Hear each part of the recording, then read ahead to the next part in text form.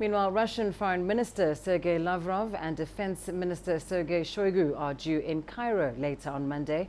They'll be meeting with senior Egyptian officials, including President Sisi and Arab League chief Ahmed Aboul Gheit. In recent years, Moscow has sought to strengthen ties with Cairo, especially after deteriorating relations between Egypt and the US. Under Barack Obama, Russia is also increasing its presence in western Egypt to help support operations in Libya. Well, for more on this, we're joined by Daria Bondarchuk from Moscow. Daria, what is the significance of the Russian minister's visit to Egypt?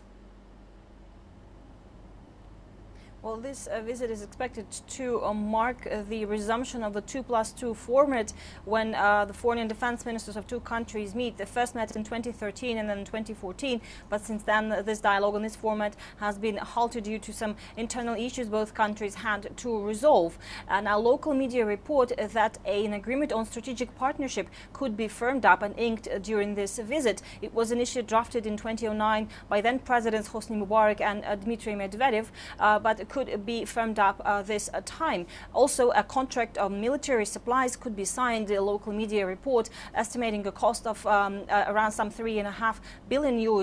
That would include supplies of advanced anti-missile defense systems, firearms and advanced Russian helicopters Ka-52K to Cairo. Apart from that, another issue in bilateral ties is the flights between Russia and Egypt, which remain suspended since the 2015 bomb explosion on board of a Russian charter flight en route to St. Petersburg, and the two sides have so far not been able to agree on all the parameters to enhance security and ensure security at the airports of Cairo for these flights to be resumed. And Russian tourism has been one of important points of income for Egypt and for resort cities there in Egypt. So this is something that the two sides are still working on. And also Cairo and Moscow are expected to discuss a number of regional issues and regional conflicts, in particular in Yemen, in Syria and in Libya. In Libya, Russia and Cairo are situational allies in terms that they see local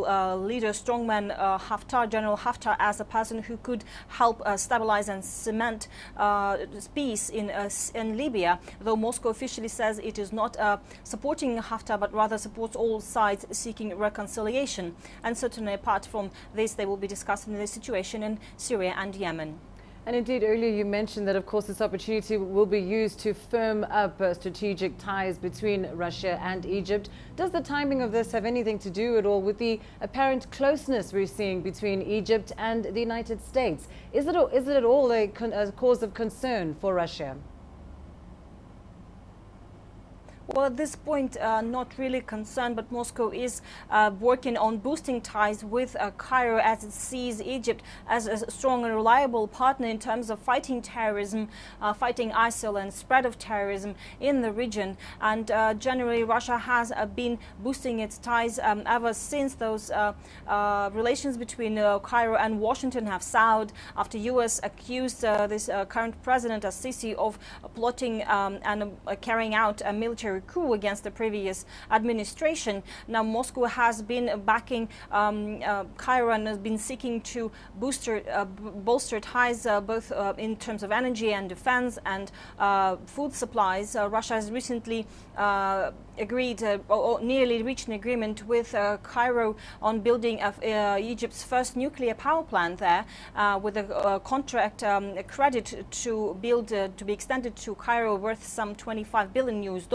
Also, Russia has supplied advanced anti-defense missiles systems Ante to Cairo last year. 2 divisions were dispatched, and also this year a delivery of some 45 fighter jets, advanced fighter jets MiG-29 expected to take place. So Russia sees Egypt as a strong partner in the region, able to help fight ISIL and prevent the spreading of terrorism across the Middle East, and from those terrorists, of course, reaching Russian borders. All right. Well, thanks very much for that update. That's Daria Bondarchuk on those relations between Russia and Egypt.